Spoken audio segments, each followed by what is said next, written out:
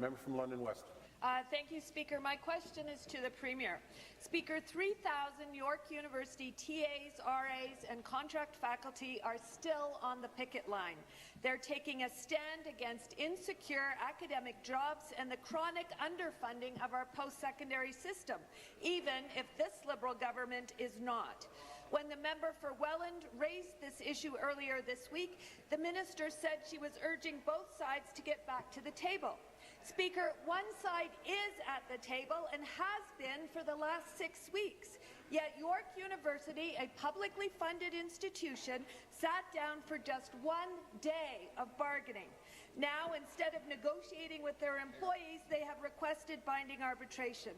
Will the Premier step up, show some leadership, and direct York University to get back to the table? Thank you, Premier. Advanced Education and Skills Development. Advanced Education. Thank you, Speaker, and thank you to the member opposite for the question. This is a situation that is concerning, Speaker, in agreement and focus on students' education. Mr. Speaker, my call to both sides in this situation is that they get back to the table and recognize that compromise is needed on both sides. And if we put the needs of the students first and their learning, Mr. Speaker, I ask both sides to do that and to come to an agreement that is fair for both parties. Collective bargaining is something that we support on this side of the House, Mr. Speaker, and we're really calling on both sides in this instance to come together, to come to the table and discuss an agreement that is fair to both sides, and that might require compromises on both sides so that we prioritize the needs of our students and that they can complete their learning, Mr. Speaker. That is what we're Supplementary.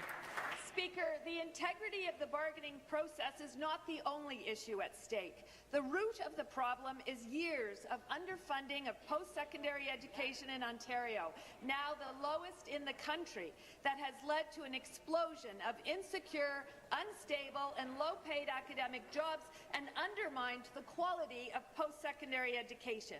It's not only Carleton and York where these issues have come to a head. Western graduate teaching assistants may soon be on strike and other universities may follow. Ultimately, as we know, it is students who are most affected by these labour disputes. Speaker, after 15 years in office, why has this Liberal government allowed Ontario to sink to the bottom in terms of per-student funding for post-secondary education? Thank you, Minister. Mr. Speaker, you know, my primary concern in this situation is for the students. It's very important that we focus on getting both parties back so that they can come to a fair agreement and the best agreements are done at the bargaining table. But, Mr. Speaker, the member opposite is simply wrong.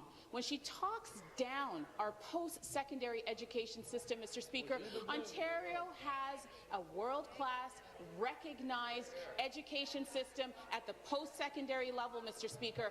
And you know what, Mr. Speaker? We have made, under the leadership of our Premier, historic investments with the new transformation of OSAP. 235,000 students are going to school with free access to tuition, Mr. Speaker, under that program. It's creating more access. 34% more Indigenous students are accessing post-secondary through the new OSAP. Wow. We have more lone parent households accessing, Mr. Speaker, and we're going to continue to build up our education. Thank you.